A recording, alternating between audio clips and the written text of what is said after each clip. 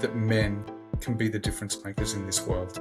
We start with better men, better fathers, creating a better world. But it starts with us stepping up and being the best version of ourselves and stop hiding away from everything that we've been through and passing that generational impact on to kids as well. The whole world can be a better place if men step up and create a better standard. Unfortunately, I've walked into too many houses where there is no standard.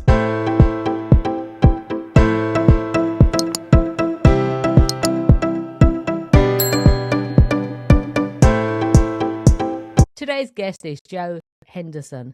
He spent 10 years as a police officer before becoming an ICF certified men's and fatherhood coach and author of Beneath the Armour, working with men who've been carrying the weight of who they were told to be and helps them put it down.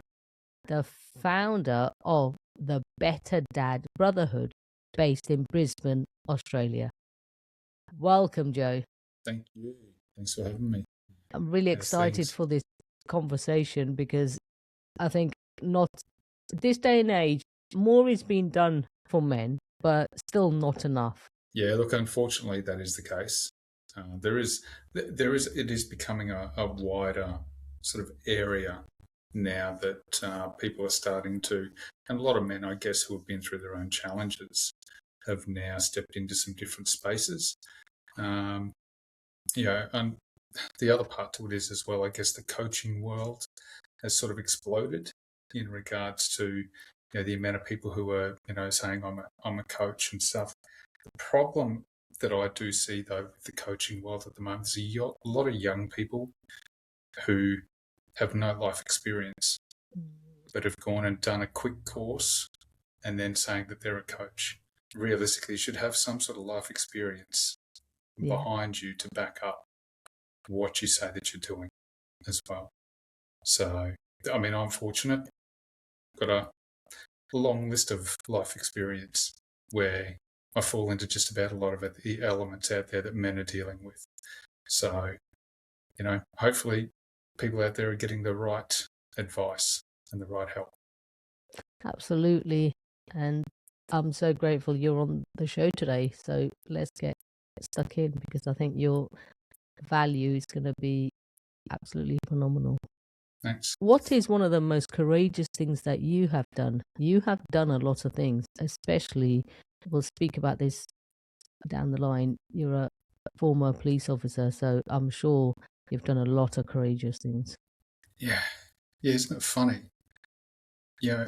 As police, you put yourself on the line quite a bit for other people, right? So you don't even think twice about it.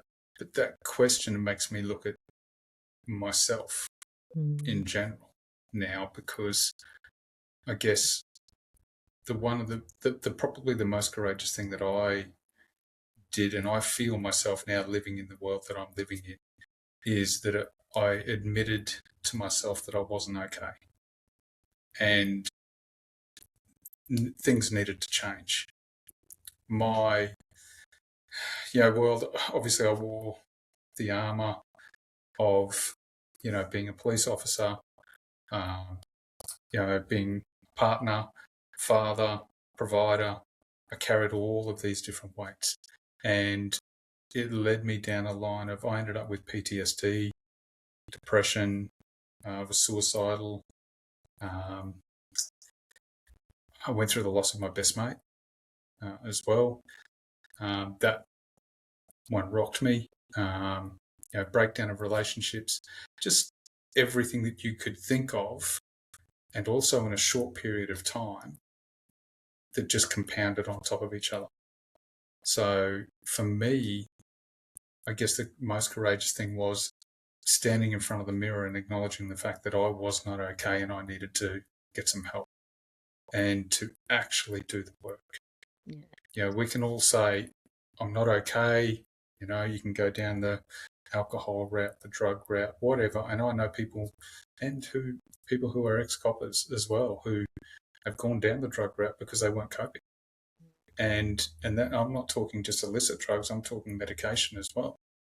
that it only does so much. It only numbs you. The most courageous thing that you can do is confront it head on and deal with the pain.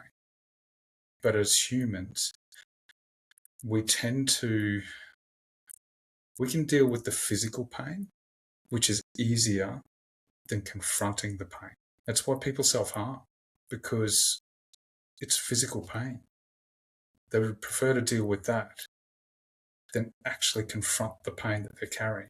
So strength and courage to me is confronting the pain and dropping that weight and allowing you to be free again and be that person that you should be. That's absolutely beautiful. I love everything you just said there. And that is society this day and age, isn't it? Fortunately, it's not just men, it's women as well that are in the same boat. And unfortunately, what we're doing generationally, and it even looks back at, my parents' generation as well, is we're passing a lot of these things on to our kids. We don't see it at the time, but that's what's happening. And I wanted to break the cycle. So for me, it was about, right, if I don't confront this, then I'm only damaging them. And I didn't want that. You spent years as a police officer seeing people at some of the worst moments of their lives. What did those experiences teach you about the hidden struggle men carry behind closed doors? There was a lot that it did teach me. I can't tell you how many times I walked into people's houses and, it's domestic violence issue and stuff like that. There's a lot. It's a common thing, and it's around the world, unfortunately. But what it did teach me more than anything was that behind the anger that was being portrayed and being acted out was pain. And the men just don't know how to deal with it. So it's the most common thing that a man does is act out in anger and rage because it's too much. So they're now overloaded. Instead of stepping away and going, this is me, this is on me. What I'm doing right now is on me. My actions are on me. It doesn't matter what's going on. You can walk out of the house. You can leave. Go and walk it off. Deal with whatever, but it's on you. Your actions are on you. We become very reactive, and we need to understand why it is that we're reacting to something that realistically we shouldn't be reacting to. And if we were in a good place, we would never react to it. And that's what happens. I saw it too many times. You'd walk in, you'd be talking to the male, and unfortunately, she's beaten up and not in a good way. Unfortunately, the kids as well are seeing all of this and hearing all of this. They're traumatized, all because he couldn't deal with whatever it was that he was carrying. And then it becomes too late. You've already created that cycle. You often talk about the dad beneath. What does that mean? And why do so many fathers lose themselves beneath the pressure of providing, protecting, and carrying responsibility? Look, I guess the best way that I can put that in regards to the dad beneath, it's they have gotten to a point where they've lost their own identity. So you can carry so many different tags, like you're a father, you're a partner, you're a provider, you're the protector, you're doing all of these things. But underneath every layer, you have then put on a piece of armour to protect yourself, right? We all, I can't tell you how many times I've seen people who are wearing masks at work. I did it. When I was in a bad state, mentally, I was still turning up to work, but I had a mask on. I called it the Joker mask, so that no one could tell that I had anything going on. So it becomes a layer effect. And until we start stripping those layers back, then you find out exactly what's going on underneath and what are they actually carrying. But then they've got to be willing to put it down as well. So the only way to do that is to confront it. Let's find out what it is, identify it, and let's drop it. It's done. You don't need to carry it anymore.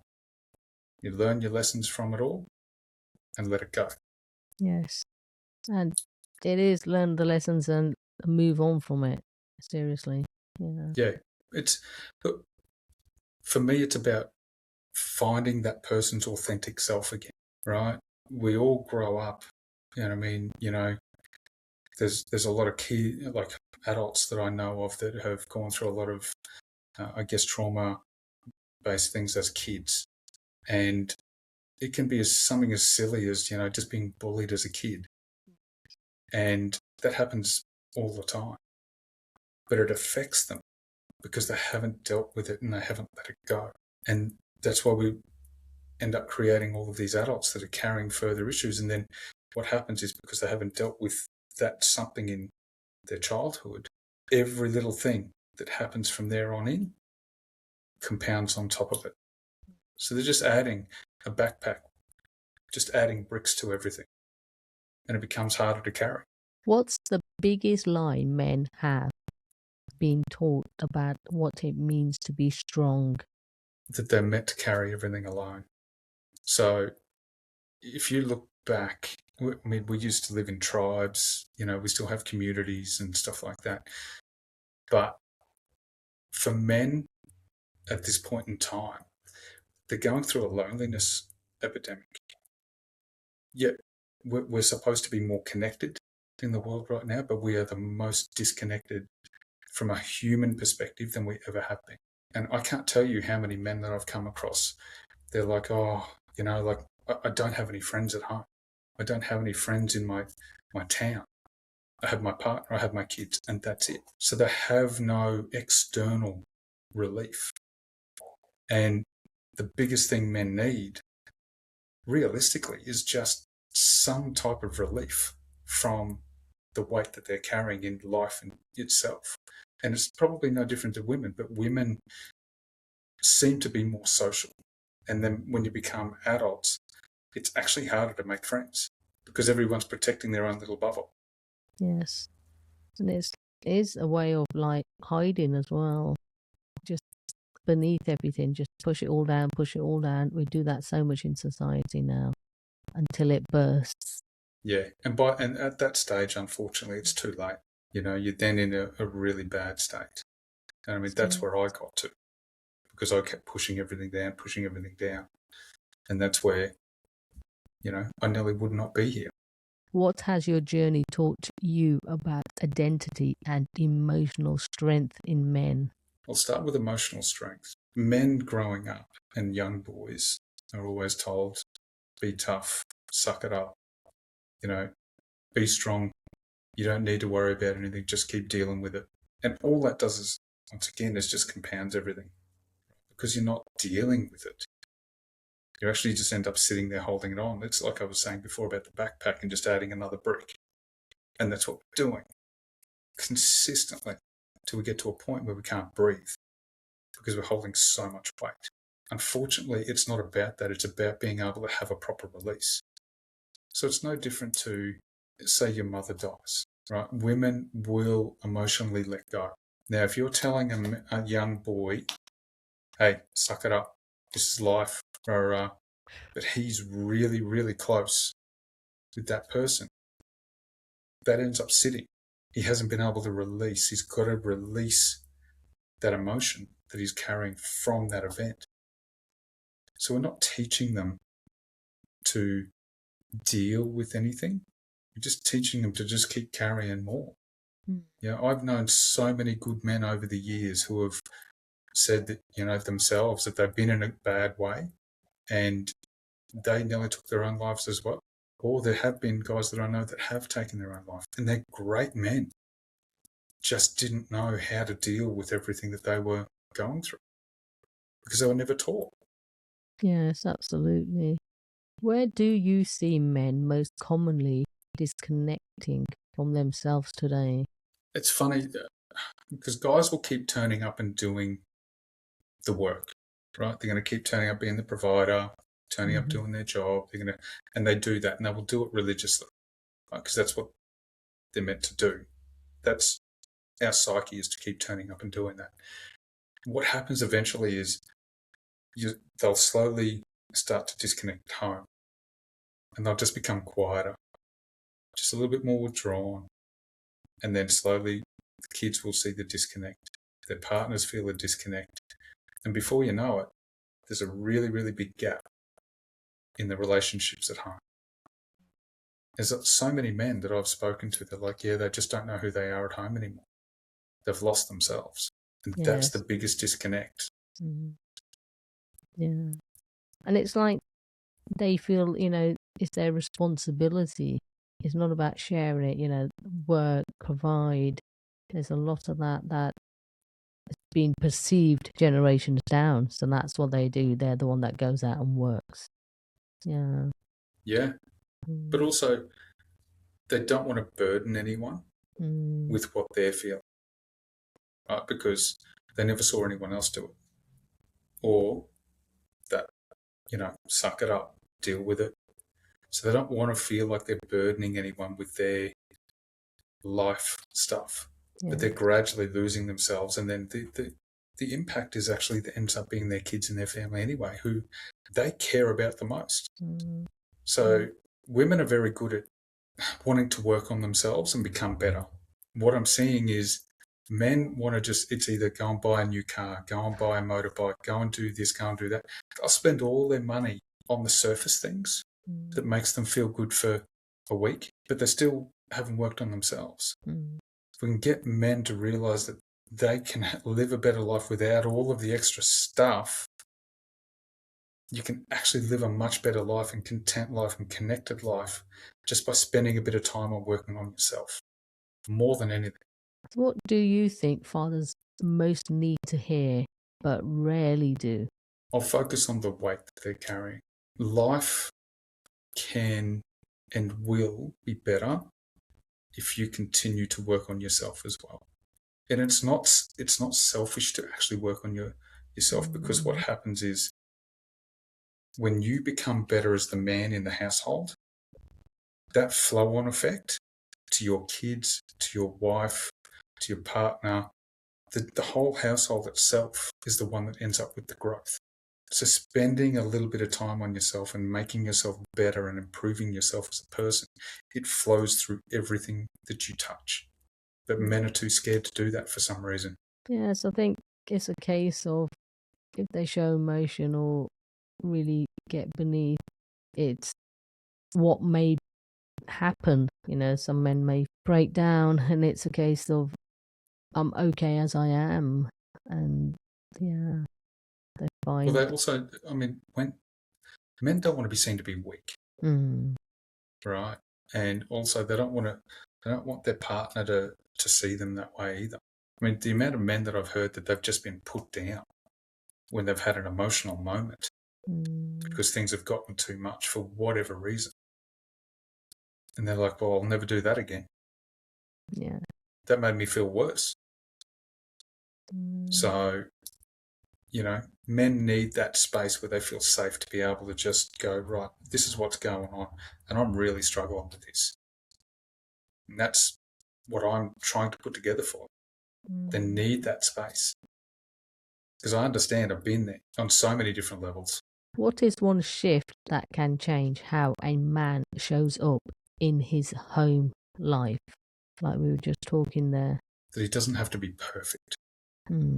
We've got this thing, and look, unfortunately, social media has added to this as well, where we're looking at how other people are living their lives, which they're not. It's a small snippet of someone's life, the tiniest snippet. And I guarantee you their life is not perfect. But everyone still seems to think, oh, that's what my life should look like. Your kids don't want perfect. They just want you to be present. If they want to throw a ball with you, go out and spend 10, 15 minutes. They just want that connection. I guarantee you that would make the hugest difference. I remember taking my boys to the parks when they were younger. And my rule, it was funny, my rule was, it was a favourite park that we went to, had all these overgrown trees and had a full playground underneath it and everything. And my rule was, okay, when we get there, just give me some time to sit down and have my coffee, and then I'm yours. And that was it. My phone stayed in the car. My time with them was my time with them. And I didn't want to interrupt it. But I couldn't tell you how many times or how many people I would see sitting there on their phone while their kids are screaming out for them on the swing, and they couldn't even hear them. Just something as simple as that. Leave your phone in the car. If someone really needs to get a hold of you, they will.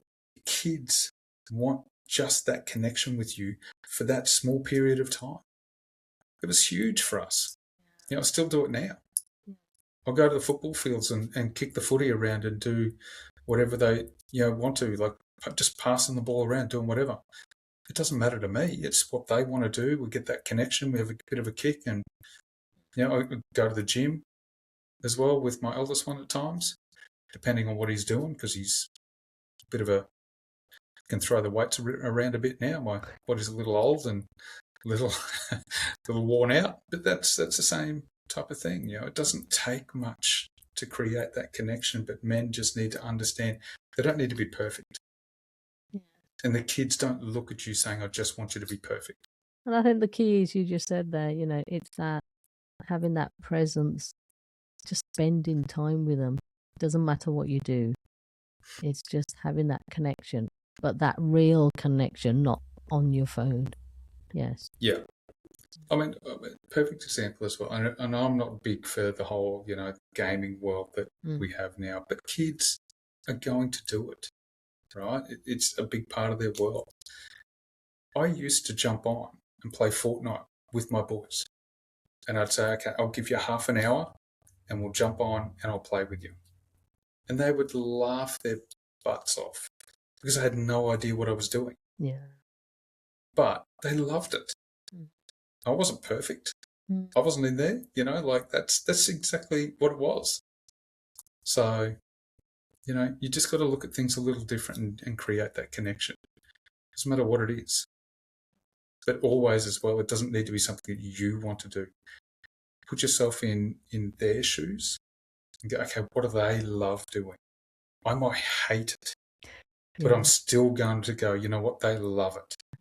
So I'm just going to go and do it with them and spend 15, 20 minutes, whatever, half an hour doing it. What does real strength look like for you now? I think I covered it a little bit before, but for me, it's about confronting whatever might be in front of you or something that you're holding, or identifying, where you could be doing things better. Like I always go, okay, can I do something better here? We, as parents, we're always going through different things with our kids because they're living their life. They're testing whatever it is that they're going through. My kids aren't perfect. They're still working things out as they go. And it's about, okay, am I dealing with things appropriately? And I have a big thing that, okay, you've done something, what have you learned from it? Because they need to learn the lessons. And we need to as well. We need to be able to just be there and guide them along the way. Otherwise, they don't become better human beings and step into adulthood knowing how to look at their situations as well and go, okay, how do I be better, or how do I deal with this better? Joe, you are the author of Beneath the Armour. I love the title. Tell me more about it and how did that come about? It's about stripping back and really talking directly to each man that reads it. I can't tell you how many people have sent me a message going, wow, I saw myself in this book as I was reading it. And it really highlighted to them where they were at in their lives and things that they've dealt with, and have they actually dealt with it? Or is it still sitting there? I had one guy said to me, he said, I've saved it on my phone so that I can keep going back to it and just reading it when I'm going through some stuff and just going, okay, where am I at? So the book came from the fact that I realised that I hadn't dealt with a lot of things, and there were so many things that as a man in this world, right, what else are everyone else holding on to? What are they not willing to speak about? But yet we know that everyone deals with it, but no man is talking about it. So I've made it as raw and as honest as possible. And, it's hit a few nerves, which has been good. That was the whole idea of it. What helped you move from armor to authenticity? Big question, I know. Being able to look at myself in the mirror and be completely honest with who I was at that time. And then say to myself, how do I need to be better? What do I need to change? How can I improve? You've got to be, it starts with honesty, but honesty with yourself. I mean, my theory is if you can't be honest with yourself, how can you be honest with anyone? Because it starts with you. Yes. If you're not showing up in your family's life for whatever reason, you need to look at yourself. So true, though. And a lot of people will shy away from that as well. Yeah. And I mean, after that as well, I mean, I looked at my life and I completely stripped my life back and went, okay, what's working for me? What's not working for me? What relationships are in my life that are working for me? What aren't? Who do I need to keep at a distance? And that's how I dealt with it. I was completely honest and raw with myself and said, right, these are the changes I need to make. Yeah. And I went through that process and then added as I went, okay, this works for me, that doesn't. And it's having the realistic look at things and trying things.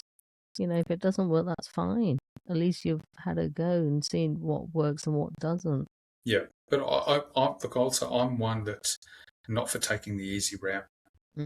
When I was in my really, really bad place, the doctors, like everywhere, we want you on medication. We want to give you medication. I was like, I don't want it.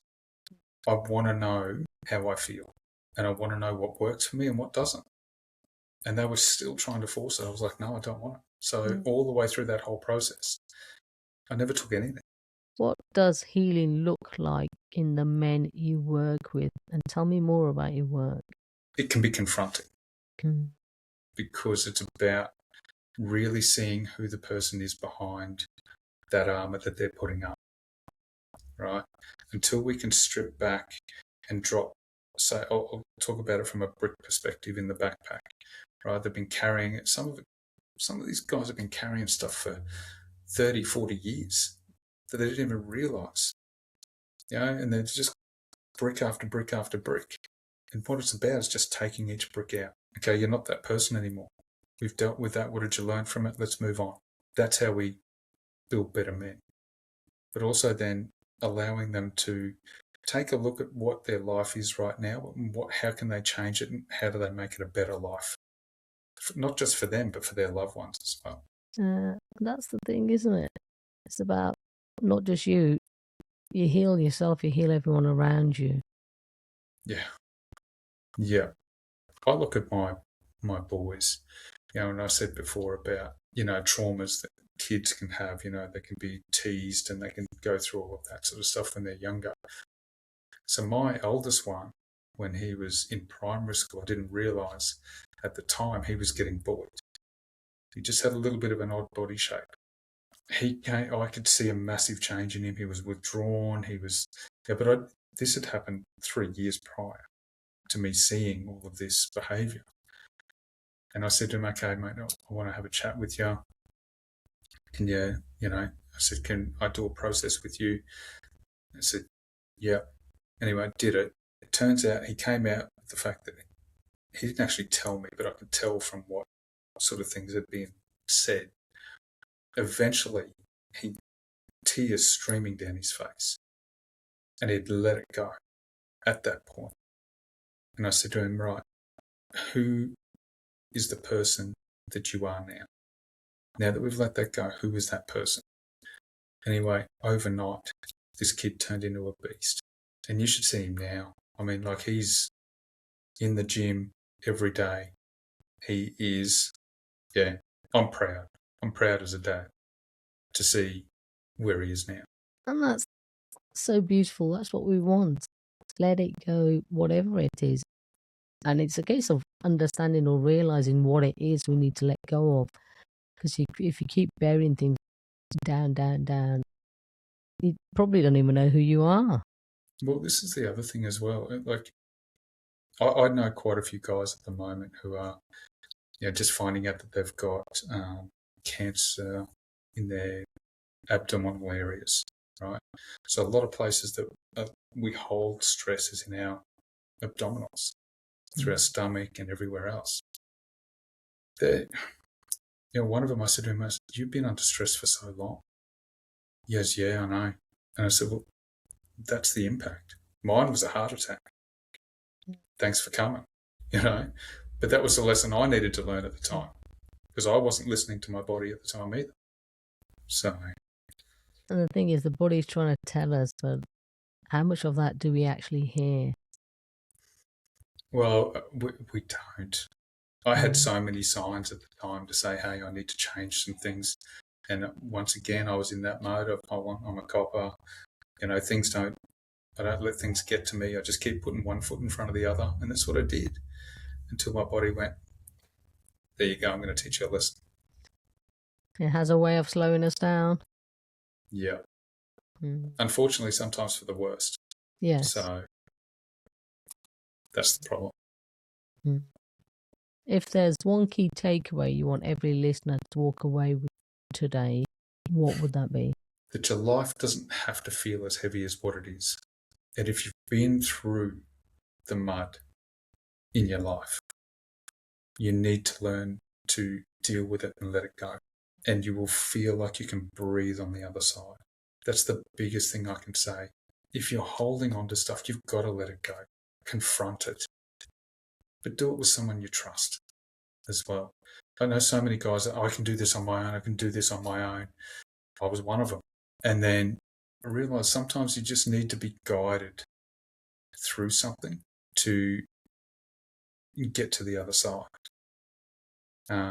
Like my biggest one, which this one I did on my own, was sometimes it's just a perspective change. My best mate died, he was a police officer as well. Now, when he died, he was on the phone with me at the time and had just told me that he was going to be a dad for the first time. And then 30 seconds later, the phone cut out and he's no longer. He's gone. Anyway, that hit me so hard. I had carried guilt. I had carried, so much from that. And I just said to myself, at some point, I had to just give this a different perspective. And then when I sat down, I really stripped it all back, that event. I was like, I was lucky in the sense that I got to hear the news from him, the excitement in his voice. I was the last one to talk to him. And also, if I wasn't talking to him at the time, he would have been talking to his wife, which I'm glad it was me and not her. So that perspective then changed that whole event for me and freed me of that guilt that I was holding on to. And that's a beautiful way to put it as well. Yeah. As much as it was don't get me wrong, but it also put a spotlight on a couple of other things in my life at the same time. Yeah, it was a very different experience that I think I've ever been through. I believe that men can be the difference makers in this world. We start with better men, better fathers, creating a better world. But it starts with us stepping up and being the best version of ourselves and stop hiding away from everything that we've been through and passing that generational impact onto kids as well. The whole world can be a better place if men step up and create a better standard. Unfortunately, I've walked into too many houses where there is no standard. And I'm not saying everyone in general, but I'm just saying let's create a better standard for men in the world, but also keep other men accountable. Accountability is the key. So, Joe, where can the listeners find you online, your book? Yeah, so you can find me on my website, which is www.joe-betterdad.com. I'm on social media as well. I have a free Facebook group, the Better Dad Brotherhood, that people can jump on, connect, and go from there. Yeah, but I'm on YouTube, I'm on Instagram, Facebook, TikTok even, which is a bit of a weird thing for me, but anyway. So thank you for your depth, honesty, and wisdom you've brought to this conversation. Your story will land with many people who need to hear it. I really want to acknowledge the work you're doing and the difference you're making in men's lives. Joe Henderson. Thank you. Appreciate it. My pleasure. So we are all about Create the Courage to Be Fearless podcast here. What is your definition of courage? Confronting yourself to be the best version of yourself.